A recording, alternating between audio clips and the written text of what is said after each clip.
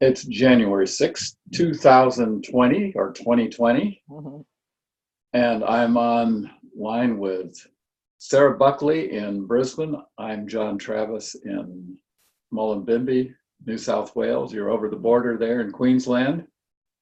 And I want to find out today what has made you tick, why, and who you are and why. Your work is well known, but it's the behind the scenes part of the oral history that I'm interested in. And how I first, quotes, met you is I was sitting on a throne at a friend's house right after our summit in 2004, picked up the APA journal and read an article by you about the problems with ultrasound. And wow, oh, never thought about that. Who is this person? And I'm not sure when we actually first met. I know the next thing was finding out about your book and then schlepping cartons of them over to LAX for your distributor there because I had extra space on my many flights to the States. But do you remember how we met? I don't actually. The impression I had was it was actually through Carly Wendorf Probably, and yeah, Byron Child, because something we were yeah, both writing for Byron Child, and it was a bit of a hub for that kind of yeah. natural parenting, kind of thinking outside the box at the time. And yeah, I really appreciated the connection that we made, and you slipping my books, and also Jack, I don't know if you remember this, but you introduced me to 10 Speed Press, who eventually published the second Right, edition of my book. So yeah, and we've met each other over the years, and we met each other in Portland, Oregon, I think, weren't we together at that conference, right. At Barbara the, Harper's yeah, Gentle Birth Barbara World Harper's. Conference? Yeah, Yeah, yeah, yeah. yeah. Not sure about before then, because I think you were living in Victoria, I think, at that point when we met. Probably, yeah, Yeah, yeah. So I think it took a while. I think we kind of connected, but didn't really meet. Yeah, yeah. yeah. And it was kind of, it was a busy time. I was mostly based at home with my kids. I wasn't traveling so much at that time. I was parenting, mothering, and writing, and that was my world really. So yeah. So you're a doctor, and what was your earliest memory of what made you decide to go down that route? Did you play doctor as a little girl, or? Well, I grew up in a very medical household. So my mum's a nurse, my dad's a doctor, his father was a doctor, and my grandfather actually was a GP, a family doctor in a small town in New Zealand called Whangarei. And there's stories of him going out on horseback to attend Maori women giving birth in the bush and being away for like 2 days. And he was Oh, skilled with he was skilled with an instrument called the Keelan's rotation forceps in the days before cesareans. This is the 20s and 30s we're talking about. So there wasn't a lot of other help available. And in fact, when I went and worked in the hospital in Whangarei, I did my obstetric training there, my GP obstetric training, and they still had the Keelan's rotation forceps that were my grandfather's. So that was on his side. And then my dad also went to medical school, obviously, and he actually went to England and trained as an obstetrician in the 1950s. He was very skilled in that area. You had to do that in those days. There was no local training, so he went to London and worked in hospitals there, and came back as a specialist obstetrician. Although for various reasons he worked as a GP and then did caught babies for the patients in his practice. So my childhood was he was often absent. Up at the annex, it was called the maternity annex, or my mum was by the phone kind of relaying messages about where he was because he had to be available. He was on call as a family doctor, and he was on call for his the women giving birth as well. And he was very skilled, and I didn't really hear the stories, but I knew I knew that's what he was doing. So yeah, and I guess also even when I was younger, I thought a little outside the box. I was interested in alternative stuff. In medical school, I was interested in alternative things. I didn't think that what they were telling me was the whole story about health and well-being. So, when I discovered kind of the natural birth movement, even before I had my own children, it kind of drew me. Like I remember hearing Marsden Wagner, Sheila Kitzinger, I think Elizabeth Noble when they came to Melbourne where we lived. So yeah, always interested in those kind of things. And then probably pivotally, well, not just doing my own obstetric training as a GP obstetrician in New Zealand, but also having the privilege of attending two friends giving birth at home, one in Melbourne and then one before that in New Zealand. So having that kind of experience, having that, from that side, from the side of the mama, what is it like to give birth in different settings, and comparing that to what I'd witnessed, how I'd been involved in birth in hospital, and the home birth seemed like a much better deal, when it came to our own children. So yeah, whole sequence of events really. Wow, yeah, you got you're reminding me of how our Christmas mornings would be interrupted when my dad would get a call from the hospital.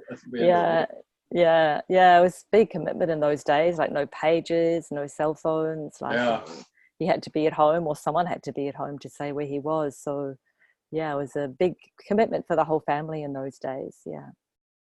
So growing up, what were siblings, birth order, what sort of? Oh yeah, well I've got two older brothers and a younger sister. Yeah, there were four of us, busy household. My dad was very busy, so my mum was pretty stretched really. And I think what was really significant to me in my childhood was my relationship with my grandmother. So this is my father's mother, who this pivotal thing happened in our household before I was born actually, is that grandfather I was speaking about, who was the family doctor, he suddenly died in his sleep when he was 62. And that was like 3 years before I was born, and everything upended. My father, who'd been intending to practice as a specialist, suddenly took over his father's practice and became a GP for the rest of his life. And my grandmother was totally bereft. And so she came and lived with us, and yeah, a whole lot of things changed and happened. My father had more responsibility. My mum was busy anyway. Then my brother was born after that, and then I was born, and I had a younger sister. So there were a whole lot of kind of extra stresses in the household, I guess, that came out of that event of my grandfather's sudden death. So yeah, when I was young, it was a bit of a crazy household, just the way it was really. But my relationship with my grandmother was really, she was kind of like a very stable, very kind of spiritual woman actually. So I loved going and spending time with her. When she got a bit older, I'd do lots of things for her. I'd go do her shopping and do her cleaning and bake things for her. So that was a really important part of my life, really, that I had outside this kind of busy household where there wasn't a lot of attention to go around because my dad was away and my mum was busy, that I could have a connection with my grandmother. And we always actually, even before that, when I was born, I actually was unwell when I was 3 months old, and I had pneumonia, and they thought I was going to die actually. And so they christened me ahead of schedule, and my grandmother held me. So technically she was my godmother as well. So we had a very special relationship. She died when I was 17. Yeah. And so you were the third child, which is classically the silent or invisible child, isn't it? Did that play out at all in your? No, I wouldn't say that it did, because I was the first girl. So there were two boys and then a girl. So that kind of upended it. And the other thing that happened for me was I was a very, gifted child. So that went down really well in my family. They're very, very much prized intelligence and academia. And even though I went to kindergarten when I was 2, and the kindergarten teacher said I was the smartest child you'd ever seen. So that really helped me to be visible, and I did get a lot of attention in that way. Although on the other side of it, I also was a very tempestuous child. I used to get locked in my bedroom and all kinds of things like that. So I had both things, but fortunately I had that giftedness that really guaranteed me some attention in the family. So that was great. And my parents really supported me in that. My mum was really, really on my side in relation to supporting me and challenging me, and she was always there in my schooling and making sure I got the challenges and the extra help that I did get. So I was really fortunate in that. Well, if you went to kindergarten at 2, you must have graduated from high school at 10. No, it wasn't quite like that. No, I think it was also helpful that I went to kindergarten because, mum, she was pretty busy. So one less child at home was good. Yeah. Now, what kind of school did you go to? Were you in a small school or a big city? Well, Whangarei, where I grew up in the north of New Zealand, is a small place any rate. So we went to the kindergarten. I'm going to describe that. That was a really sweet place. It was run by three three sisters who were spinsters, and they had this wonderful play-based kindergarten with like music and drawing and sand pits and stuff like that. It was just fantastic. It was such a good place to begin my kind of formal education. Well, not really education, but as an entry into schooling. And in New Zealand, you actually went to school the day you turned 5, and I think it's still like that. So we all went to school at age 5, and it was just the local primary school. But it was actually at a time when there was a lot of innovation happening. I was born in 1960, so this is 65 we're talking about. And so the teaching I had there, especially in my middle primary school when I was age 7 to 10, was quite innovative. I had a teacher that was where they had multi-age classrooms, which was kind of something new, which meant that you could work at your own level. And I had this hilarious teacher called Robin Davis, and he used to go around the place humming Tom Jones songs and teaching us to sing Tom Jones songs. And he was very funny. I remember this episode he had where there was his mate, who was also the other teacher. His name was Bevan Holmes, and he was actually an All Black. He was quite famous. But they'd get together and kind of do these tricks. And I did this trick where they put us in the film room and they darkened it, and they had this skull that they'd found, I don't know where, they lit it on this little plinth. And then they had this skull, they were behind there kind of making the skull talk. And we were like sitting there like 6 or 7 or 8, like just like entranced. And then, the skull kind of got more and more animated. It was, you better go. And we all left in a hurry. It was very funny. So we had a good time in primary school. We played lots of games. We built a whare as part of our Maori studies. We did a lot of, in our school time, we played tapawai. It was a really good education. I got really rounded, and I was able to be challenged in the things I wanted to be challenged in, but not be kind of overly, directed into just intellectual stuff. So I was very lucky. Freedom. Yeah, a lot of freedom, and my own intellectual development, I could say, was kind of impelling me to just do the kind of thing, like I read Jane Eyre when I was 10, and we're going up to the teacher in my classroom saying, what does this word mean? I was very kind of bookish, not bookish, but I loved reading. I was really into reading. That was kind of my escape, really, the way I had my quiet time in the family.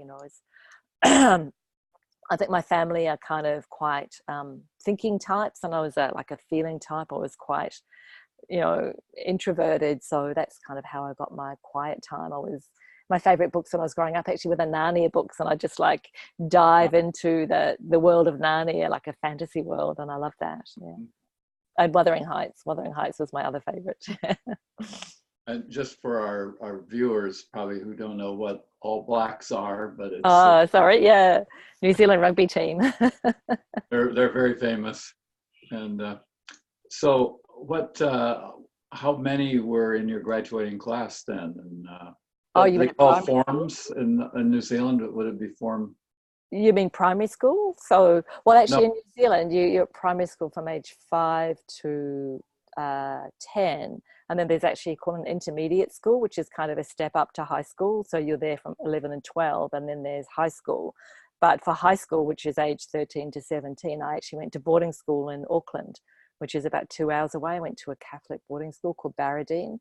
And again, I was really fortunate at the timing of my childhood, really, because the Catholic Church had been through quite a renaissance, you could say, with Vatican II and Pope John Paul the 23rd, and things had really opened up. And this school that I went to was run by the Sacre-Cœur, the Sacred Heart nuns, and they really took this kind of innovation and ran with it. And they didn't wear habits; they were out in the community doing things.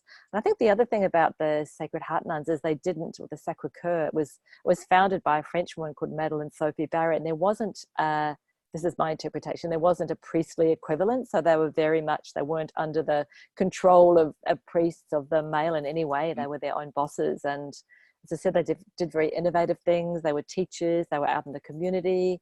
And the education was very liberal and very innovative. We did some of the first audio kind of language learning. I learned French from third grade, when I was 13, third form. So yeah, a lot of innovative stuff in my secondary education as well, and that's kind of why my mum sent me to this particular school, was because of the innovation. And I had friends that went to other Catholic schools that were much more traditional and kind of stuffy. I mean, we still had mass. We had to go to mass once a week, and we had our grade kind of mass one morning a week, so there was still a religious focus to some extent, but it wasn't kind of wasn't stuffy. It wasn't the kind of old traditional hardline kind of religious stuff that I know was still around in those days. So I was very fortunate. And the nuns that taught me were innovative and and up for debate. Having a debate in our classroom when I was 14 about abortion with a nun, and she didn't necessarily disagree with abortion. So it was very very lively. It was a lively place, and was a little bit, being stuck in a boarding school in those years was kind of a bit tedious. There was so much happening, and there wasn't much contact with boys, which is obviously what we wanted to happen. But we were free to go out every weekend if we had permission. And actually my mum, I just visited my mum, and she showed me this letter that I wrote to her when I was like 15. I tell the story in the letter from Variability about getting invited to a social by my friends at another school, and getting permission from her to go and stay at my grandmother's, and going from my grandmother's to the social, and just like having all this freedom to make those kind of things happen. We weren't, we had a lot of freedom. We used to wander off and walk around Auckland for the day, and it was as good as it could be, really. And I guess the other thing was I went and spent weekends with my friends, so I kind of saw how other families lived. And that was pretty interesting too. I've still got, some long-term friendships from there, spending time on Waikato farms and pub. My friend's parents owned a pub. That was quite an education, So yeah, it was, like, I didn't choose to send my children to boarding school, but if you were going to do that, it was kind of the best experience I could have had, really. And I thank my mum for choosing that school. And actually it was the same school that my aunties went to, but that was in the old version of the school that was very stuffy. In fact, my aunt got expelled for writing a letter to a boy, I think. But anyway, that was the kind of how it was. But my experience was much different. Yeah. Did your family, were you raised Catholic, or what? Yeah, well, interesting, because my mum was actually Methodist. So her marrying my Catholic father was quite a thing in those days. It was called a mixed marriage, and she had to at least nominally become Catholic to marry my dad, which she did, but she never really swallowed the whole thing. I mean, my father's family, so my surname is Buckley, that's my family name, but his mother's name was O'Connor, so they're full of Irish Catholics. And if you go back, for example, to my father's father, almost all of his siblings were nuns or priests. So it was very strong in my father's family, the Catholicism, like Mother Buckley of China. I had this uncle that was at the Vatican, like, some of them ended their lives, even when they'd lived outside, they ended their lives in nunneries. So very strongly Catholic. But my father was he was very strong in his faith. Like, he went to church every Sunday. He supported the church. He was actually the doctor for the parish priests. I mean, he was very strong in the community. But because my mother wasn't Catholic originally and didn't really swallow the whole thing, and was you could say, strong-minded woman, like, she knew her own mind, and she wasn't going to go along with it just because it was the right thing to do. So I had a very kind of blend, like a Catholic light, you could say.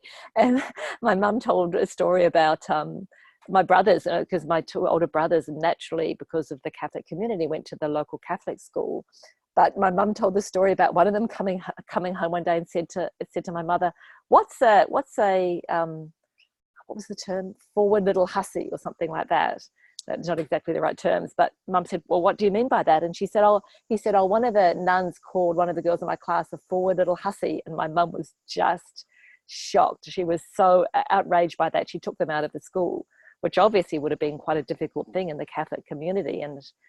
But my dad agreed to that, and, she did that. And so we didn't really have that whole really heavy kind of Catholic guilt, thing. I mean, I was raised Catholic, and, there was stuff around sex, for example, that was kind of a mortal sin. And one of the girls that I brought in our school got pregnant, and that was like all hush hush, she started fainting. But yeah, I mean, I had a very liberal and in some ways positive experience of the Catholic Church, you know, and I took it very seriously. At one point I thought I might be a nun, you know, because I like the contemplative life. But actually what then happened was we had this confirmation, which is a kind of ritual you have at 14 where you kind of, it's another level of kind of committing yourself to the Catholic Church. And I decided not to do that because I took it seriously. I wasn't going to go along with what everyone else was doing if I wasn't really sure that I wanted to commit myself to the Catholic Church. So I didn't get confirmed, which again probably was a little, I don't know what my father thought. He didn't kind of,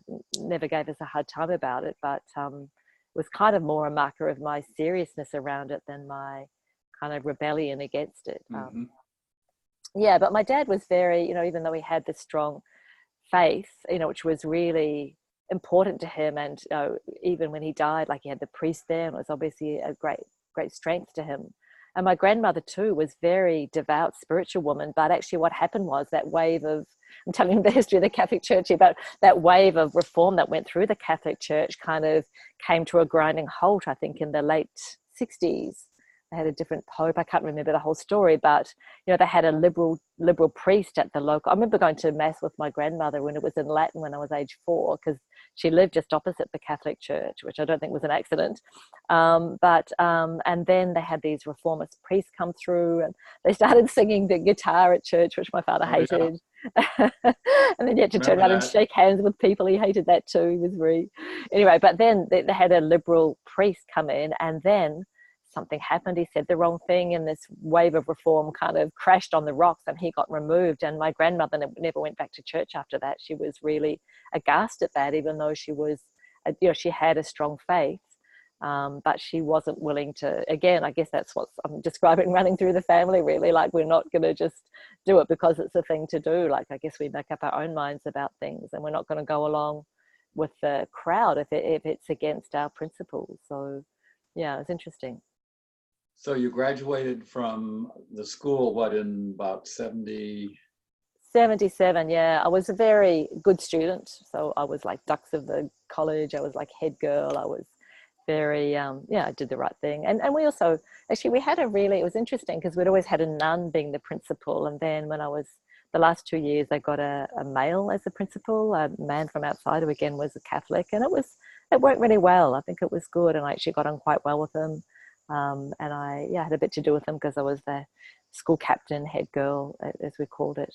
So I think those last years were good. And also I had some freedom again to go out. I had a couple of boyfriends, and my friend was actually a year ahead of me at university. So I used to go to her place and stay in her university place and go out with boys to concerts and things. It was fun.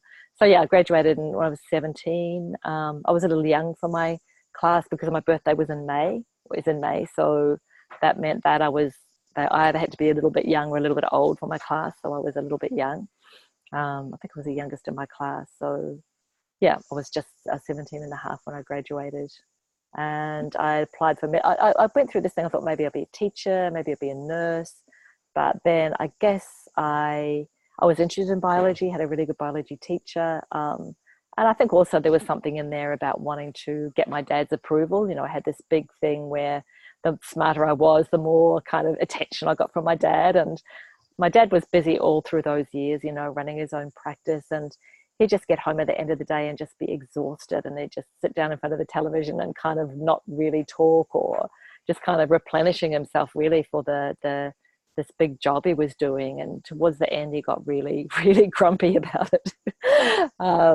But he still, you know, like he was a good man. He was a very dutiful man. He did the right thing, and the right thing was to do his job and look after his patients. So that's what he did. And I didn't really get a lot of his attention, except when I did something, I got good grades or something like that, I got a lot of attention. So getting into medical school was, you know, guaranteed me some attention from my dad as well. And there was that nice, you know, it was very much, that was what people talked about in the family, was medicine. You know, my father, my mother, and my brother actually did medicine as well. So it was kind of the currency of the family. So getting into that currency was helpful in my family.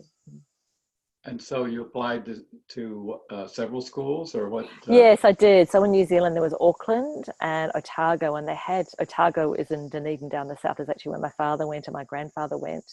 But Auckland was the new medical school, quite innovative, quite interesting. So I applied there, and you had an interview, and then they took you straight from school. Whereas Otago, it was purely on marks. So you did an intermediate year, and the marks that you got then determined whether you got in or not. But I was actually fortunate because I did so well in my high school. I actually got what's called a scholarship, which was like top 100 pupils in New Zealand got a scholarship, and that guaranteed me, and my marks in various subjects guaranteed that I'd get a place. I just had to pass my subjects. And I was guaranteed a place. I was offered a place in Auckland, and my dad was like, he was a bit, he thought I was doing the wrong thing to go to Otago, because I wasn't guaranteed a place there. Like if I failed my subjects, I wouldn't get in. But I really wanted more of an adventure. I wanted to be further away from my parents at that time. I didn't want them to know what I was doing, which was kind of much more fun. So I went to Otago, and the great thing was I didn't have to do, I just scraped through chemistry. I think I got 72 or something, and you had to get 70 to not have to do it. So I was exempt I was exempt my subjects, and I had a preferential entry. So all I had to do was pass my subjects. So that was, so I studied like anthropology, French, philosophy, which was really enjoyable. So I kind of had a slightly liberal arts thing happening there. That was a good segue into medical school. So technically that was my first year, and then second year you actually start doing medical subjects. So I was in Dunedin. I was having a good time down there, living the student life, having some boyfriends, climbing over the fire escape, drinking alcohol. It was all fun. Good education in that term. Medical school, well, it wasn't my sole focus at the time, I've got to say. I was more interested in my other education. But it was good. They had some innovative courses. Dunedin was particularly good. I think the education was good there. So that was the first, I was 3 years down there. And then I moved to Wellington because we had 200 students in our class. It was a big class. And then they had to divide it into 3 to get the hospital placement. So a third of us stayed there, a third went to Wellington, a third went to Christchurch.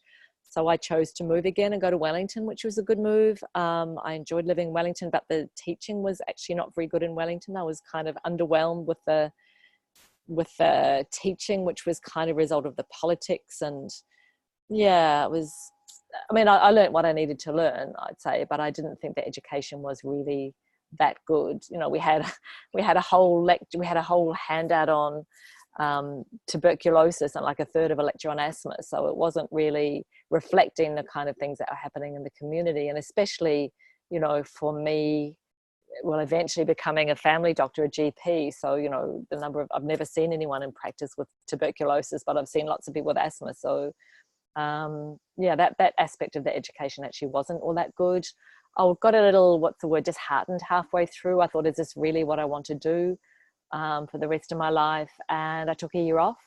I went and picked fruit, and I just had a bit of time out really. And I wondered, do I really want to go back to medical school? Will they let me in again? Which they did. And I enjoyed it, I think, a bit more after that. And then in my final year, we had an elective where you could go anywhere in the world if you can find someone to supervise you. So I actually went to India. I went to South India to a hospital called Christian Medical College in Vellore, which is 100 kilometers inland from Chennai, Madras at the time. And that was very educational, very eye-opening, very kind of public health, I guess you could say, oriented. I couldn't speak the language. I couldn't speak Tamil. So I didn't really do clinical work, but I went out on the village clinics and I sat in with the medical students doing their kind of public health stuff. And there was a lot happening in that place at the time. Again, it was very innovative. There was the person who'd set it up had a whole lot of international contacts. So there were researchers from like UCLA doing research on child malnutrition. They were setting up microfinance, women's banks, chicken farming, just a whole lot of really interesting things. And I've never been out of New Zealand, so it was extremely eye-opening for me. It's like, oh my God, India is just the most amazing country. It's like chaos, and then you've got to kind of go beneath the chaos to go with the chaos or find the kind of flow of the chaos. So that was good at times and frustrating at times, but it was a great part of my education, and I think also public health, you can see the determinants of health right there in front of you. When people don't have money, they don't have food, and they don't have, access to healthcare. And you can see the consequences of it, you know, like in the system, people paid for everything. It was a private hospital, so people paid, and people didn't have the money to pay for the long courses of treatments that they needed for tuberculosis and leprosy. So it was as very stark, you know, the inequalities were very stark. So how many years is medical education in New Zealand? I know it's 6 here in Australia. Well, yeah, it's all changed since then, really, because I think everywhere's moved to postgraduate medicine, where you do an undergraduate degree and then you do an MD, like the US system. But at that time, it was 6 years everywhere. You know, I think there's only a couple of medical schools here that do that, but they were both 6-year courses. But in Dunedin, the first year was that intermediate year. So I did 5 years of medical. But the other great thing we did actually in New Zealand, which was again quite innovative, is we had what's called a trainee intern year. So in your final year, like you learned all the, you know, you learned all the theory, then you'd been on the wards in 5th and 6th year and 4th and 5th year. And we sat our big exams at the end of 5th year. But then in 6th year, we were like apprentice interns. We're called trainee interns. So we actually got half pay, which was really exciting. I went out and bought a down sleeping bag so I could go bushwalking. But we trailed around after the interns. And in some situations, we actually were the intern. If they went on holiday, we were the backup. So it was kind of like we got some experience before we were actually fully responsible for it. And that was a really good system. Yeah. So then after that, you graduated and then applied for a job in a hospital. But at that time, I think still, you know, we were pretty much guaranteed a job because you had to have a job to get registered. You had to have your intern, or we called it house surgeon year. So you applied for a job somewhere in New Zealand. I was very incredibly fortunate to get a job in a beautiful place called Nelson, which we just revisited last month. Which was one of the good places to be because it had a fairly low call rate. Like it was a 1 in 3 to 1 in 4 call, I think, which meant you were working all day and every 3rd or 4th night. Some places you're working all day and every 2nd night or night and every 2nd weekend, which was obviously unsustainable, but that's the way it was at the time. So, and we also had in Nelson, we didn't have registrars. We didn't have people in trainee places. So it was us and the consultants, the specialists. So we had really a lot of responsibility and really good training, and the consultants were fantastic, really supportive. And so I was really lucky with that as well, the job that I got there. I think registrars are what we call residents in the States. Oh yeah, that's right, residents. Yeah, that's the term. Yeah. And that's where you stumbled on a Tasmanian named Nicholas? Yeah. Well, I was lucky in that regard too, being in Nelson, because that's where I met my husband Nicholas, and we met in the house surgeon's lounge and went out on dates, cycling around the area and running and going to the beach, and it was very beautiful. Yeah, and he was actually doing his GP, his family medicine training. So I kind of only just got a place there because the person ahead of me in the queue, I was on the waiting list, you could say, and I got a place because the person ahead of me in the queue didn't want it, and also because I'd worked with a consultant in Wellington on the oncology ward, the cancer ward, and he did clinics in Nelson. So when I asked him for a referral, he gave me a good referral. So that's how I got there. And Nicholas wasn't meant to get there either, but he missed out on a place in his family medicine training in Wellington because he wasn't a New Zealander, so he had to go to Nelson. So we were both there kind of by good fortune, and that's where we met each other. Yeah. And from there on, it was love at first sight. And well, we got on well together. It wasn't, sometimes you see someone and you're just infatuated with them, and it wasn't exactly like that.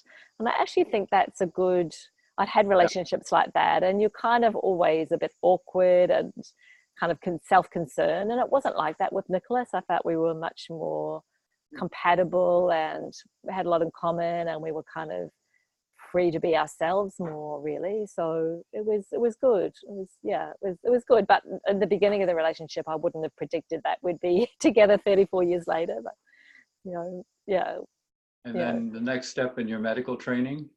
So that was my first year, and we did like general everything, emergency. I remember, and it was good being in a relationship with someone who'd done that as well, because it was very full on, like the life situations you were dealing with of the patients you were looking after were incredible. Like it was such a privilege to have those experiences of people in their you know, in their illnesses, in their deaths, in their accidents. Like, it was incredible, amazing experience, and also very intense. I remember lying in bed thinking, if anyone has an accident between like Golden Bay and like Murchison, then they're going to come to me. So it was very, yeah, a lot of responsibility.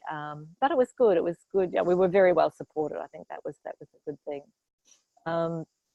So yeah, that was the first kind of general registration year, and you had to do that year, finish that year to get registered to do anything subsequently.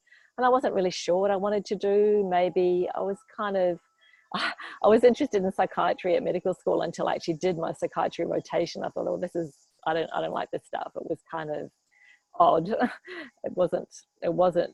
Didn't really feel like well-being to me. It felt like kind of labeling, and I mean, it was at that time, that was the best we could do, really, was labeling people and giving them very, what do you say, non-specific kind of treatments, you know, major tranquilizers, sedatives. But I remember, just talking about psychiatry, I had this experience. It was really funny. I was in Wellington on my psychiatry rotation. I was taking a history from this woman, as you do as a student. And, you know, and she was saying, oh, yes, I work in this place where, you know, we talk to people all over the world. I thought, oh, yeah, that's like a hallucination. But it turned out she was working somewhere in a kind of like a place with a satellite dish. So that was interesting. They don't pigeonhole people, I guess, was one of the things. And then actually after Nelson, I went, and that was when you had most people did a second year, you know, to really get that experience. So I did second year actually in Whangarei, where I was born, where my parents were still living. And I did psychiatry there, which again wasn't, kind of put me off, but I had that similar experience, really. There was a woman there, a Māori woman, who was having voices in her head of talking to her ancestors, and in Māori culture that's completely normal. Mm-hmm. So the psychiatrists were always trying to figure out, was she having a psychosis, or was she actually having a culturally appropriate experience? And yeah, it was interesting. But the most interesting thing in Whangarei, because it's in Northland, which is a very Māori place, very traditional, and I worked in a small hospital called Kawakawa. Like, we were seconded up there for 6 weeks, I think. And, you know, it's beautiful, like the Māori people coming in, and people, you got the whole families. And there was someone, just the Māori culture and the spirituality that kind of pervaded it. And yeah, it was a really beautiful experience. The base hospital in Whangarei, again, it was like a base hospital for the whole of the north of Auckland. So that was quite interesting. Yeah, I did my obstetric training there, which was again pretty full on, because we were Nicholas and I did it together actually, and we were two of the three people doing it. We had a Canadian colleague as well, and you know, that was pretty full on. One of us was on call most of the time, and yeah, I actually caught a baby that where the mama had been delivered by my dad, and her mother had been delivered by my grandfather. So it was that kind of continuity of family, which was quite beautiful. And I got to see my parents a bit more. My dad was still working at that point. We lived in a beautiful place there, and on the beach, very beautiful. New Zealand is so beautiful. Like, you kind of take it for granted at the time, but yeah, no, it was a good experience. And I kind of decided at that point that I did want to do family medicine, general practice, as we call it. So then I applied for a job in a place called Palmerston North, another city, where Nicholas actually got a job. He decided he wanted to do psychiatry, so he got a job training in psychiatry. Yeah. And where is that, in the North Island? Yeah, it's the bottom of the North Island, kind of central in the south part. It's about 2 hours from Wellington. So you're married at this point, and No, we weren't married. No. It I think it's a little different culturally. Like in Australia and New Zealand, there's not that expectation that you're going to get married at a young age. None of my friends got married in their early 20s, so we lived together from when we were in Nelson, which probably was a little confronting for my dad, but he never said anything. He never judged us for it. You know, it was certainly not in the alliance with his Catholic faith. But it worked for us. And then you finished your training and opened an office as a GP? Well, we're in Palmerston North. I did my GP training, which again was really, really good. The New Zealand training was so good. It was very process oriented. You know, I came over to Australia after that the next year, and I joined the Australian training scheme. It was very content oriented, like this is what you give for a sore throat, this is how you treat it. But in New Zealand we actually did much more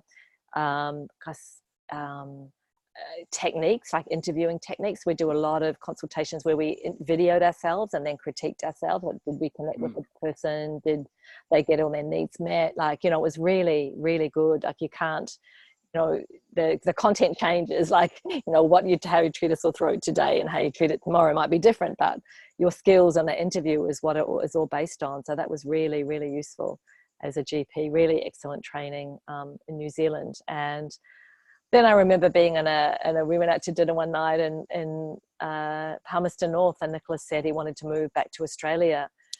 And I said, okay, yeah, I'll do that. I was wanting something a bit different, you know, expand my horizons. I was 27, and he applied for a few different places and got a job in Melbourne. And he said to me, I don't know how you'll go in Melbourne because it's very flat. And that was actually really true. That's what drove me crazy. We lived in Melbourne for 10 years, but I actually couldn't handle the flatness of it as a New Zealander. Like, I love the mountains. I love the hills. I grew up in Whangarei with this big, beautiful, well, we call it a hill, but, you know, he'd call it a mountain on the side covered with rainforest, you know, and I could walk up there, and yeah, the flatness of Melbourne was very difficult for a Kiwi girl. So we moved to Melbourne in 87. And then you opened a practice as well, or? No, I didn't open a practice. I did some locums to kind of see how I was placed, and then I got a job in a suburban practice with one other doctor in Burwood, which was good. You know, it was a good mainstream kind of conventional practice. I got to put into practice what I learnt. I enjoyed it. It was really nice, you know, having that experience of seeing the whole family, you know, seeing different members of the family and kind of putting it all together. And I worked there for like 3 years, I think. So I had that kind of continuity with people. I really enjoyed that. And I worked there part-time, and then I also got some work in community health centres. So I worked in Fitzroy, which is a very inner city community health centre. We had lots of refugees, lots of Vietnamese, lots of Turkish people who lived in the housing commission flats that were opposite, lots of homeless people. We did clinics, went out into the community. There was a big emphasis on social work. Like, we were kind of a bit tacked on the medical service, but yeah, really good people I worked with, and yeah, really good experience. So I had that kind of conventional suburban general practice and then the community health centre. So that was really a good combination for me. I really enjoyed that.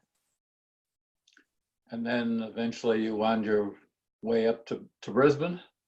Yeah, well, that's actually what happened was we went to Melbourne because Nicholas got into the general practice training scheme there. The psychiatry training there, which was quite interesting, you know, to be a fly on the wall with that. It was quite psychodynamic.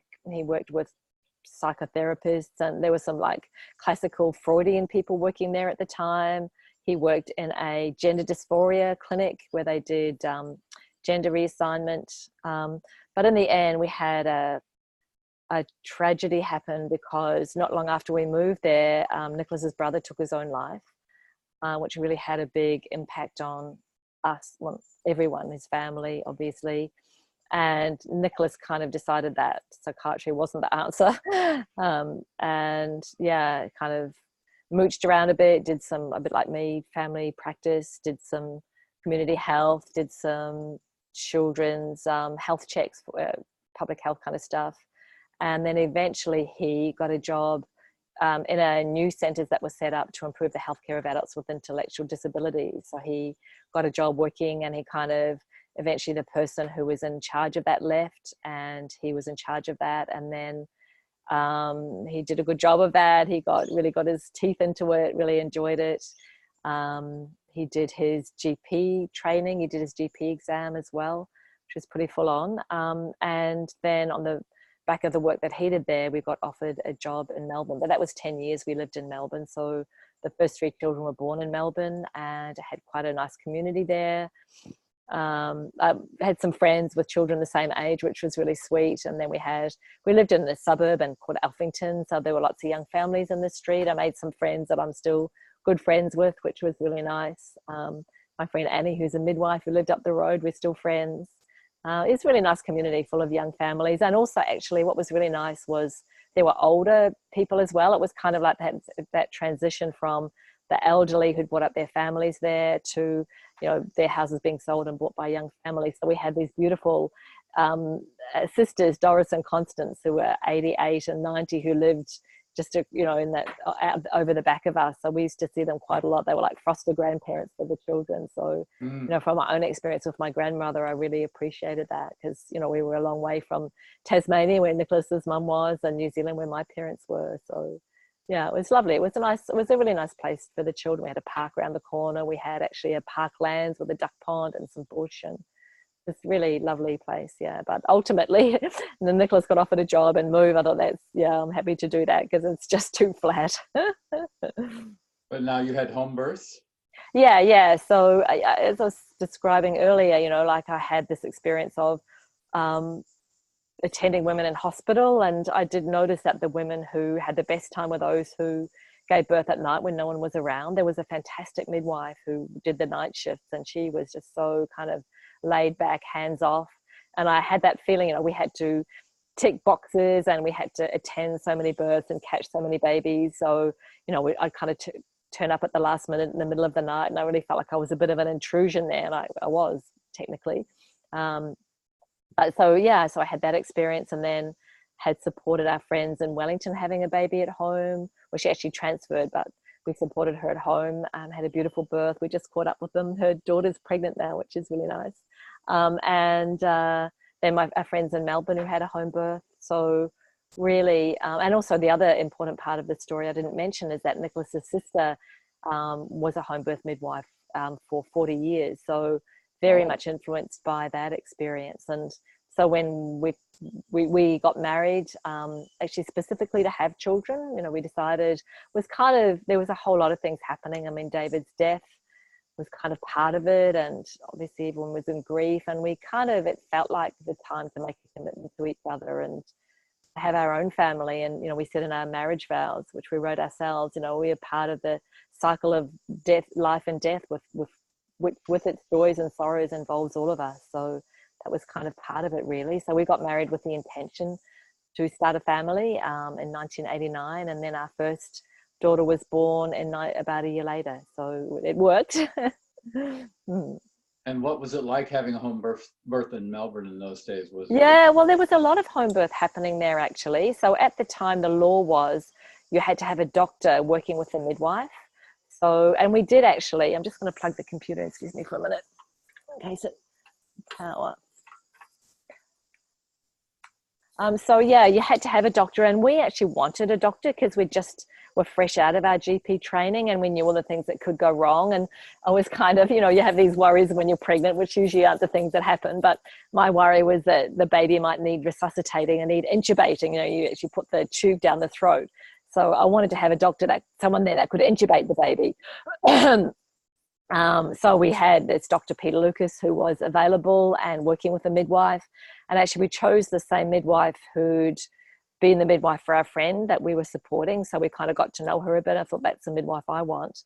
Beautiful woman called Christine Shanahan. And she was a midwife for the 3 babies that were born in Melbourne. And she passed away last year, or 18 months ago, actually. So I'm very grateful to Christine, because our first baby was actually born 3.5 weeks early. So I was 36.5 weeks. And if I'd been booked into a hospital, the cutoff was 37 weeks for the birth center. So I wouldn't have qualified for that. And it would have been a totally different experience. So I was really fortunate that she and Peter Lucas together decided that they could support me having my baby at home. And I think also because we were doctors ourselves, it kind of made it better. We knew what we were doing to some extent, although it's completely different on the other side of the fence, as I'm sure you know.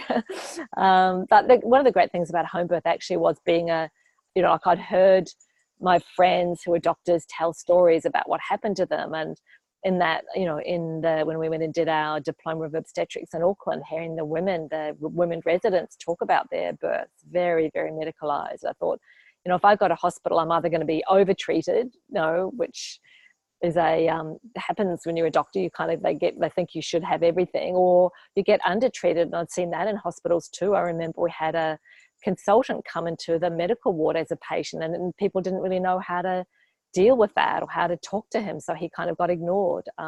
So you were kind of at risk of one or the other. So I went to the home birth midwife and I said, look, just treat me like anyone else. And there's actually a lot of health professionals that have their babies at home for that very same reason, because you're kind of you're outside that system that could undertreat or overtreat you. And I've had members of my family who have nearly died from overtreatment or undertreatment. So it's not just a social thing, it's a significant thing too. And obviously the more I've learned about birth, the more I know that overtreatment has significant hazards in the long term for mothers and babies. So I was really fortunate to have that experience with Emma, and we had a beautiful, quite fast birth. It's only 5 hours. I was a little bit shocked by how fast it was, and rang up the midwife at 5 o'clock in the morning, and 3 o'clock, 2 o'clock in the morning, and she didn't even think I'd be anywhere near. And she walked down the corridor, and I was kind of almost pushing, and she said, I better go back and get my bag. So she went back and got her bag, and then she called Peter, who came in just as Emma was coming out. So it was perfect. It was really beautiful. And the other lovely things about home birth was the atmosphere kind of permeated the house, and it was very special, very sweet. We moved the bed into the living room and had this kind of baby moon, and it was just beautiful to keep all that precious birth energy in that place and not kind of break the bubble by going out, by leaving hospital to go home, or it was a very sweet experience.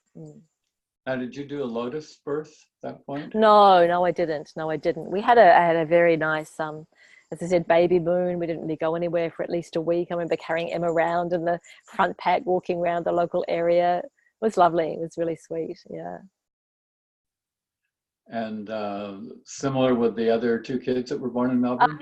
So she was born in a house we lived in Richmond at the time, and we moved house to a bigger house before I got pregnant with number 2. Like, we thought we're going to need a bit more space here, and we moved to Alphington then, and beautiful. I mean, lovely home births with both of them. I mean, things that might have been complicated in another setting.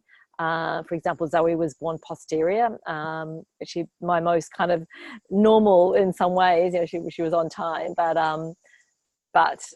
it was a challenging labour. So I was really lucky to be at home where I could kind of make a lot of noise and get myself through. Like, I knew I could get through it. I didn't have any doubt about that. But it could have been challenging in another setting. People could have been trying to rescue me. I didn't need rescuing. I got through it. Had a beautiful birth.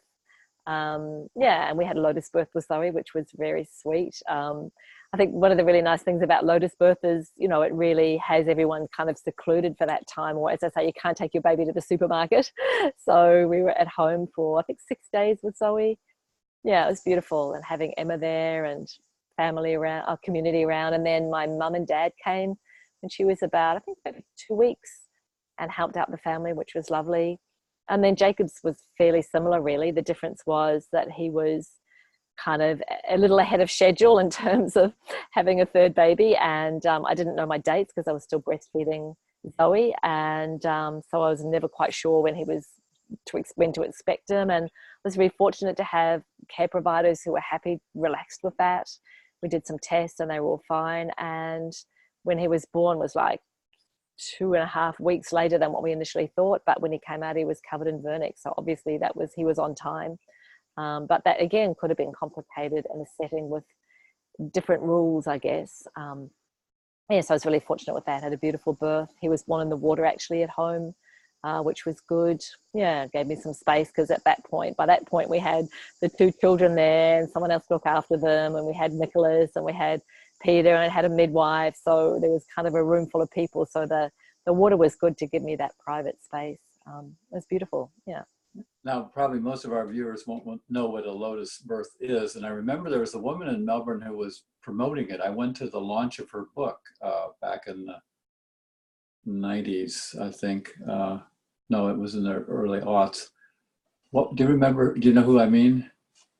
Yeah. I think the launch of her book was at a conference called Midwives and Medicine Women that I spoke at. I don't know. Maybe we were both there. I don't know.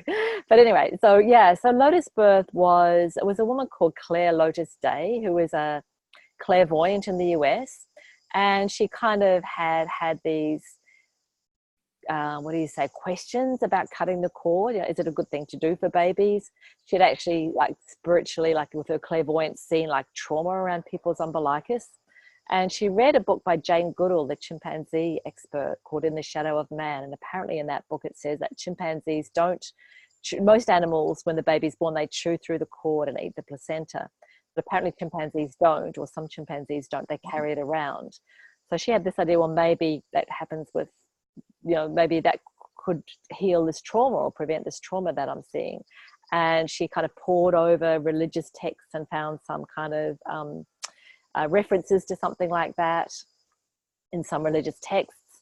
I think she read some anthropology, although as far as I know, there's no cultures that traditionally have done this. But anyway, she conceived this idea called Lotus Birth, and she had a son who was born in hospital and didn't clamp the cord and took him home with a placenta. And then Melbourne woman Shiva Rashana, That's who it was. Yeah. heard that story and got excited about that because she had attended births as a childbirth educator, like we call it a doula these days. But you know, she'd noticed that the babies often get unsettled when the cord's cut. And she also had this beautiful story where she went to a birth and took all these different pictures of the birth, and then there were some children who'd been at the birth, and she said, oh, you can choose a picture, and they all chose the placenta. So there was she figured out there was some connection between the baby and the placenta that we weren't kind of understanding. And if you do go back to other cultures, there's a lot of reverence for the placenta, traditions around the placenta, what happens to the placenta after the birth influences the child. You know, if you want the child to be good at, a daughter to be good at digging shellfish, you plant it at high tide. If you want the son to be a good hunter, if you want the child to go to medical school, you throw it over the wall of the medical school. Although I should think that's just the cord, not the whole placenta. But there's this kind of idea that the fate of the child is kind of entwined with the placenta and cord, which is the baby's DNA as well. So lots of kind of ideas fed into this Lotus Birth. So yeah, she wrote a book called Lotus Birth, and then that's kind of gone around the world, really. Like, lots of babies have been born Lotus Birth at home and hospital by cesarean. It's a very gentle start, I think. And also the other nice thing is it gives this kind of gentle transition between the birth, and it's kind of like letting the baby kind of have this intermediate phase where the baby's partly still out there in the stars, you could say, you know, and kind of slowly coming in. So it's very beautiful to be part of. And as I said, that, you know, the big advantage is you can't take the baby to the supermarket. So I think it really, you know, reinforces that kind of seclusion of that time, which I remember when I was learning and when I was a GP obstetrics trainee, I remember hearing this Dutch woman talk, and she was saying, oh, I tell my mothers that they can't take their baby out for 6 weeks because the baby might get sick. And I was kind of affronted by that. I thought that's really anti-feminist, women to be able to do what they want.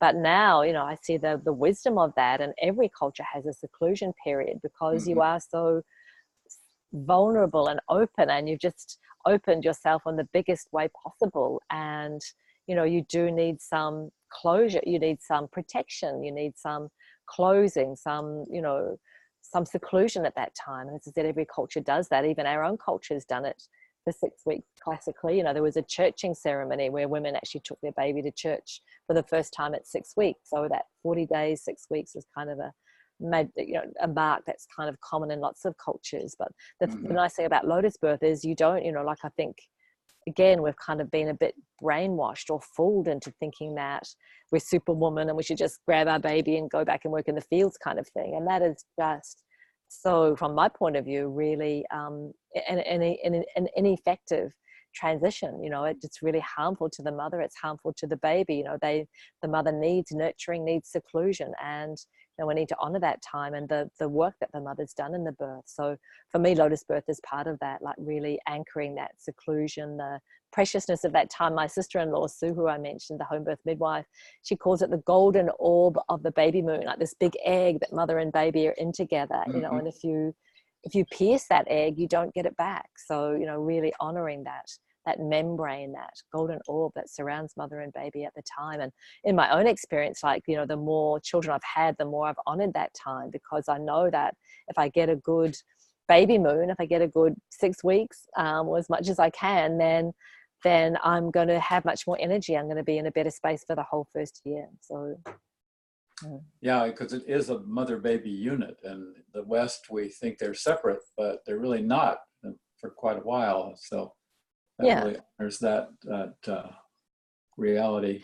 Yeah, So and now, you know, skin to skin, the mother baby skin to skin, or like I carry babies a lot and soft carriers. You know, like I remember having a play group with my second baby, and they said, "Oh, we never see your baby. Like she's always in the carrier." And I think also, you know, the other thing that happens at that time is, you know, that's the nature of the baby as well. Like our first baby, Emma, was an extrovert. She is an extrovert. She's a party girl. You know, she loves company. And so we took her to a Thanksgiving dinner when she was like 2 weeks old, and she loved it. She was passed around. She was happy, you know. But my second and fourth babies, they were very introverted. You know, they just wanted to be in the pack. And the last one, I used to put like layers around her when I took her out in public. Like she just wasn't comfortable with that, was my sense as a mother. So, you know, there's that aspect as well. Yeah. mm-hmm. So now you will have moved to Brisbane somewhere around here, and then you had the fourth child, and also started your book and another child. Yeah. So we moved up to Brisbane. It was quite a difficult time. Actually, I had 3 young children. I've been breastfeeding for how long? 7 years at that point, constantly. Like I'd tandem fed and fed through pregnancies, and I was a bit depleted. And then we moved to Brisbane. I didn't know anyone, so it was actually quite a difficult year. I spent a lot of time getting myself back in order. I had a lot of spirulina, actually. That's what really helped me, I think. And I then decided I wanted to have another baby, and I didn't have a job at that point. Well, I didn't have any childcare, like I didn't have any backup. When I was in Melbourne, actually, after Emma was born, I went and worked with Peter Lucas, the home birth doctor, and I used to take my children to work with me sometimes. And I had a beautiful woman who did family daycare that we were friends with. So I had all these backup systems that I didn't have in Brisbane. So it wasn't an option. And my son was only 2 when we moved here, and I had a 2-year-old, a 4-year-old, and a 7-year-old. And and when I was 10, when I was in one of those classes, I talked about those multi-age classes. You know, they go around the class and say, "What do you want to be when you grow up?" And I said, "I want to be an author." And so I started writing about my experiences, and I wrote about Lotus Birth. I wrote about parenting, mothering. I wrote about birth. I wrote for parenting journals. I wrote for newspapers. And the internet was just starting, so I started writing stuff for the internet. Or maybe, actually I probably didn't do that for a few years, but reading stuff on the internet anyway, like that is a way of passing information around. I was very influenced by a beautiful woman who had a website called Birth Love. What was her name? Leela, beautiful. Like one of the first early, you know, it was kind of starting to pass information around. And it was things were opening up really. And for me as well, like I really enjoyed that chance to share my own experiences and do something that I could do at home with the kids. And, you know, they say NAK, nursing at keyboard. I did a lot of nursing at keyboard. Yeah. It worked well for me. And slowly I kind of settled down. I got my well-being back. I found an ABA, was called Nursing Mothers at the time, the Nursing Mothers Association of Australia, the breastfeeding group here in Brisbane, and I started going along to those groups. I met some other mothers. The home birth group was very strong at that time, the Home Midwifery Association it was called. Now it's called Home Birth Queensland, very strong group of women. Very fantastic support for mothering. We'd all just kind of sit around and talk about what was going on for us, whether it was birth, whether it was mothering, and kind of figure it out between us, like trusting ourselves to have the answers to our own families, which was very, good approach, I thought. And then decided to have another baby, and had another baby. So beautiful experience giving birth to Maya in this house, which was really nice, and very ecstatic birth. I mean, after she was born, I was like, oh my God, like I feel like I've won lotto twice. Like my brain was so like on fire. It's like I've had this incredible experience, and I've got the baby. Like it was almost impossible to think that those two could both happen. That was so rewarding. So it was very beautiful, and the children were all there. She was born in the spa bath. It was a beautiful, beautiful experience. Yeah. She was, what was the word? Born in what? The spa bath, the jacuzzi. Oh, a spa, yeah. Yeah, jacuzzi. Yeah, thanks. Right. It wasn't on And at the time. when did you start your book? Well, you see, I'd written a whole lot of things together, and I got invited to talk at the Home Birth Conference in Perth in 2004. So Maya was 4 at the time. I think it might have been the first time I went and left her. Oh, no, it was only a weekend. Like I'd even like I'd leave children for a weekend. It was fine. So I went over there, and I had the idea to just make a folder, like put all the things I'd written into a spiral bound, like print it out and sell it, which I did. And then actually a friend said to me, well, why don't you just, I started to write a book. I thought I'd write a book called Ecstatic Birth. But my friend said, why don't you just put your articles together? So that's essentially what I did. I worked with a beautiful woman called Sony Stacker, she had actually edited, or you could say project managed, the Lotus Birth book. So she worked with me, brilliant woman. She gave me really good feedback. She copy edited. I never found a spelling mistake in my first book. I've just got a little handy copy here to show you. That's the first edition that I self-published, and I actually commissioned this beautiful painting, and it's printed with vegetable-based dyes on like 100% recycled post-consumer waste paper. It's really very beautiful book. My first book baby. So basically I put my articles together and kind of edited them and updated them and published it as a book, self-published it as a book in 2005. And a whole lot of things just came together really. Like that was when I was invited to speak at the APA conference, the Association for Perinatal Psychology and Health in the US.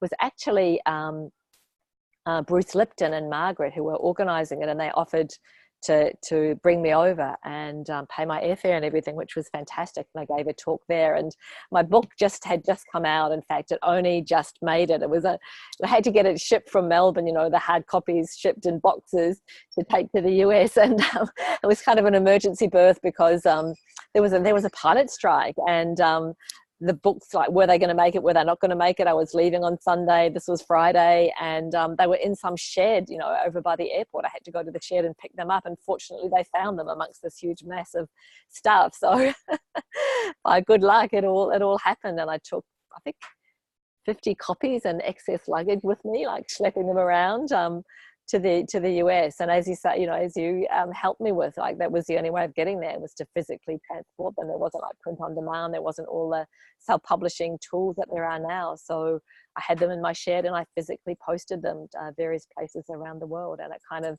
made its way around the world. Yeah. And then I think I had just had contact with our Celestial Arts 10-Speed Press acquisitions editor, who had loved the Why Dads Leave book, but she couldn't get it through her committee. But I had been in conversation with her, so I think I gave her a copy of your book, and she gobbled it up. Yeah, thank you, Jack. Yeah, it was really great. They were great to work with. So yeah, so then I updated some of it, some chapters. Some chapters hit the cutting, got cut out.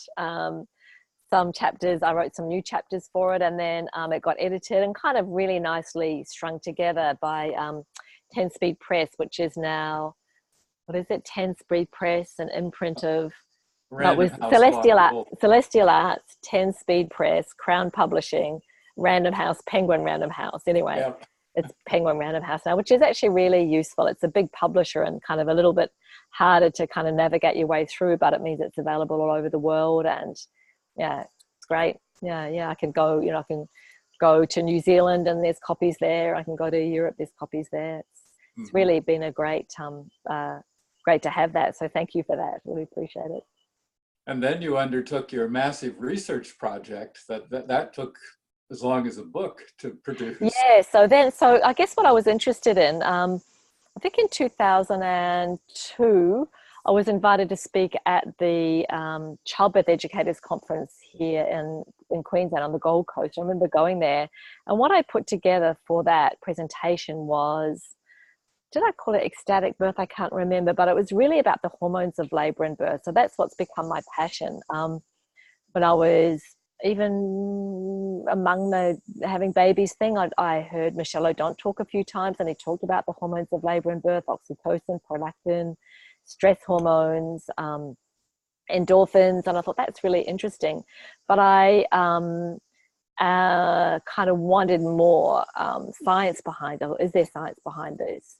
And I guess it was on the back of my own experiences, like with that first baby who was born in Richmond in Melbourne. It was a small, like, single-fronted house in a kind of working class suburb, or traditionally working class suburb. And our neighbours had 3 children. And so I got a lot of parenting advice from Doe, who was fantastic, and her 3 kids. And she lent me a what do you call it? We call it bassinet, like a cradle. What do you call it?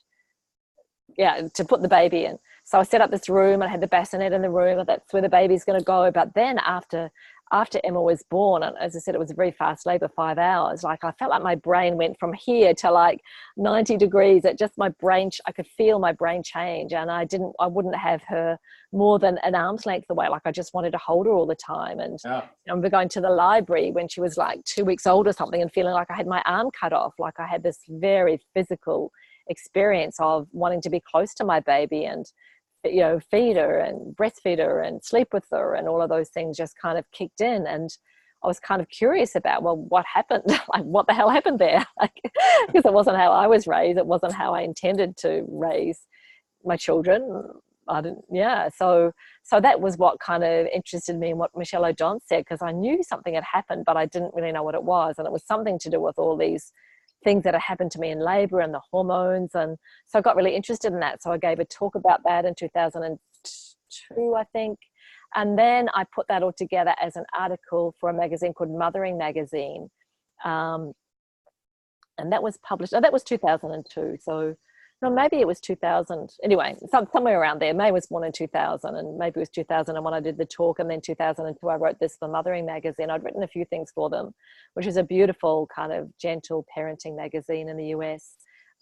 Is now digital, beautifulmothering.com.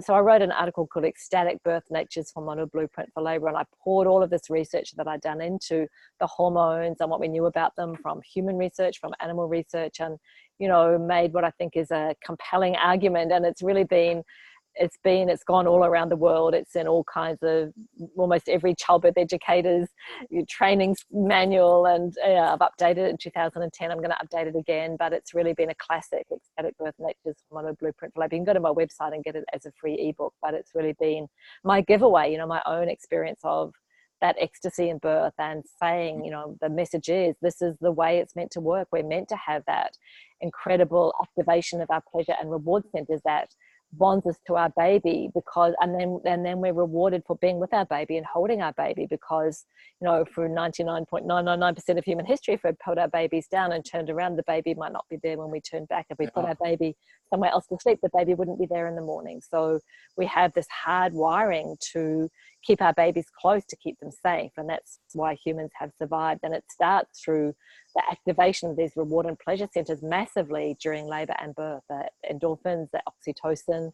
So I kind of got to the end where I could explain what had happened to me in my brain during labor and birth every time, more and more. And then, you know, that this is what's meant to happen. And then understanding how that gets derailed or disrupted by various interventions. And that's kind of become my life's work. So I wrote it, Ecstatic Birth. And then in my book, there's a whole chapter on that. I wrote it for APA. I wrote it for Midwifery magazine in the UK. And then I got invited to to write it as a report for a US crowd called Childbirth Connection, who are now the National Partnership for Women and Families. So they invited me to write this in a kind of more detailed way. And I thought, that'll take me 3 months. And it actually took me close to 7 years.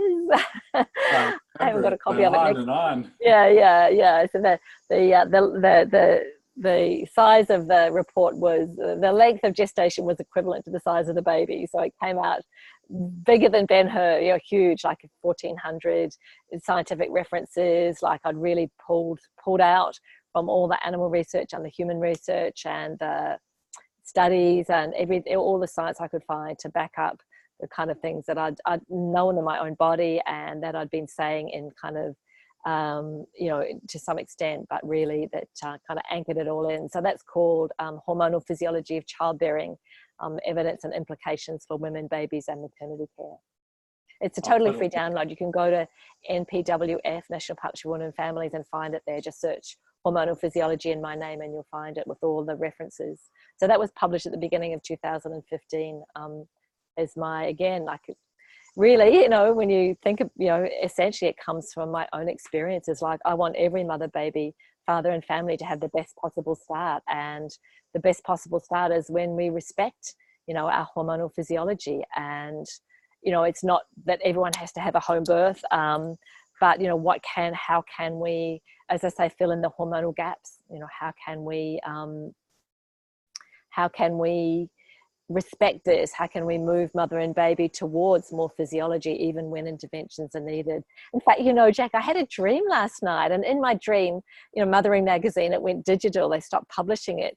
Must be 15 years ago. And in my dream, it was being published again. And I said, oh, I'll write an article for you about hormonal gaps. So that was funny. It was a good thing to do. Yeah, I'm planning to interview Peggy. Peggy O'Mara, yeah, the mother of mothering. There's such an influential publication. And for me, you know, not just as a space to write, but, you know, when I was parenting, as I said, you know, I parented in a way differently from what I thought because of this change that happened in my brain. So I did what we now call attachment parenting, but there was no word for it. There was no community. Like no one else was doing it as far as I could see, or probably were, but I didn't know them. So I walked into a stationery, like a bookstore in Melbourne, and I found this magazine called Mothering Magazine, which was incredible because I'd never seen it in another bookstore since then. And that became my tribe, like my community. And I'd like pour through it every month when it arrived and read all this stuff and feel so reassured, you know, by the beautiful editorials that Peggy wrote, by the things that they were talking about and writing about, and thinking, yeah, okay, this is an okay thing to do. Like, I don't know how it's going to turn out, but you know, this is what my instincts tell me to do, and I couldn't have done it any differently, to be honest. Yeah. And so now that to keep from getting bored, you're going to get a PhD when you've already basically wrote your thesis before you're. Well, the good thing, yeah. So what I saw with the report particularly was the big gaps in research. I mean, so many big gaps. For example, we don't know what the impact of induction is on breastfeeding. Like, we're doing these huge, people are saying we should induce every woman at 39 weeks. If you want to know my opinion on that, go to my website and read my blog. My website, sarahbuckley.com. But what is the impact on all of these hormones that we're talking about? What's the impact on breastfeeding? What's the impact on attachment? You know, we don't really know the answers to those questions. And so we need more research in this area. So, you know, my intention was to fill in some of those hormonal gaps. And I've kind of found my way to a topic that I think is part of the story, which is I'm actually studying, well, first of all, I've got an incredible opportunity with this PhD to work with a woman called Kirsten Uvnas-Moberg, who's like the worldwide expert in oxytocin and childbearing. She's an emeritus professor in Sweden. So we're working together. We've published papers. Again, if you go to my website, go to my blogs, you'll find links to those papers on oxytocin and birth. We're working on another one right now. So I've had those opportunities through my PhD. But my primary research, I'm actually measuring a parameter called heart rate variability. If you're a maternity care worker, we actually measure it in babies as a marker of well-being. The fetal heart rate variability in labor is a marker of well-being. And when it's low, you're a little bit worried about the baby, or the baby could be asleep. But I'm interested in measuring it in laboring women as a marker of the balance of the sympathetic parasympathetic, the autonomic nervous system. So the parasympathetic, this is my hypothesis, should be elevated, should be high during labor and birth, driven by oxytocin, but also by itself, which is calm, connecting, pain relieving, you know, rest and digest, relax and growth, the perfect system for labor and birth. And the sympathetic, the opposite, should be low. You know, it should be the stress hormone should be low. And if the stress hormones come up, that switches off labor and puts the parasympathetic down. So I'm interested in monitoring it in women primarily having a physiological labor and birth, a normal natural labor and birth, with a device, women having the babies at home or in hospital. And then probably you don't know what's going to happen to individual women, but I'm guessing that I'm going to monitor some women who have some interventions, and then see what happens with the interventions, what happens to this balance, because our hypothesis is it's going to put up the sympathetic and maybe put down the parasympathetic, or maybe they'll both be high. And that, you know, the concern or hypothesis is that this could, instead of imprinting parasympathetic of calm and connection, relaxation and growth on the mother, imprinting in inverted commas, by the way, but so that she takes that into her mothering and she's relaxed with her baby and she can relax and the milk can let down and she can be warm with her baby, that maybe it gets imprinted with sympathetic, which is more the stress response, which makes it hard for her to kind of relax and breastfeed and all of those things. So there's a whole lot of hypotheses in there, but that's something we think that we can, or I think that I can shed some light on with my research. It'd be good to get the science. Bruce Lipton's been talking about that for years, of the analogy of a cell can either grow or defend itself, and we as an organism, same thing. You can't do both. And yes. so many of us are born under stressful situations or even carried under stressful situations. So you wind up with a stressed out baby that's in defense mode rather than in a growth mode. So this and I think I think there's two things there, isn't there? There's the impact on the baby, and as you say, what happens in pregnancy is really important. If the baby, if the mother's stressed, the baby's kind of viewing the world through the mother, like hormonally and physiologically. And so if the baby gets the idea that they're coming into a stressful situation, it makes sense to upregulate their stress responsiveness for the baby to have to be hyper responsive to stress because they're more likely to survive. So that's the kind of in utero imprint. And then, as you say, in labor and birth, personally, I think, and we think that the imprint is probably via the mother, that if the mother gets the download of the parasympathetic and the relaxation, then she's going to be relaxed with her baby and the baby will be relaxed because babies, as we know, are very sensitive. They don't have a lot of filtering, so they're going to take on the mother baby, as you say. The baby is going to be part of the mother's physiology even after birth. So the mother's in the stress response, the baby is going to be in the stress response. Like, I know that from my own experience. Like, when I'm stressed, the more I can relax, the more my baby relaxes, and critical. Well, it's going to be exciting to see that project come to fruition, and you'll be doctor. We'll see. I'm not doing it to get the PhD, to be honest. I'm doing it for those opportunities to contribute to the understanding. And if we do get something out of this, it could give us another whole way of looking at labor and birth. And I don't know if it's possible, but apparently that's what research is. You start off doing something that hasn't been done before and you don't know if it's possible, and we'll see what happens. But, Well, do you have any closing words of wisdom for our viewers and in summation? I think, my message really is that, labor and birth are designed to be rewarding experiences, and we can get out of the way and maximize our hormones, that we do get that pleasure and reward that we can take into our mothering. And when interventions are needed, we can do things to close those hormonal gaps, which is basically skin to skin, holding your baby, breastfeeding your baby, and skin to skin. So it's there's lots of things we can do, but I refer you to my website. And from my own experience, I think, as a mother, follow your instincts. Like, you and your baby, you're one of a kind. Like, nobody else knows your baby like you do. So just trust your instincts and tune into your baby. And as Jan Hunt says, the baby is the book. You can read your baby, and if your baby's cool, then you're doing a good job. And there's no magic potion, there's no magic formula for parenting. So we're all kind of making up as we go along, and but following our instincts and looking to our babies is really important. Well, I want to close by, which I should have said earlier, that the amount of times I've spent in your household and met your kids, that you guys are the model, the poster adults for how it can be. And in fact, I've interviewed you and Nicholas both for my website on connected couples, thriving families, as the issue of postpartum relationship abandonment syndrome and how you've managed to avoid that. And I'm just in awe of both who you've produced in your family and how you are together. And I'm grateful for this opportunity to pick your brain for this project as well. So thank you, Jack. It's a pleasure to share. Yeah. Well, thank you, Sarah. Good to be on your team, Jack. All right. Great. Thank you.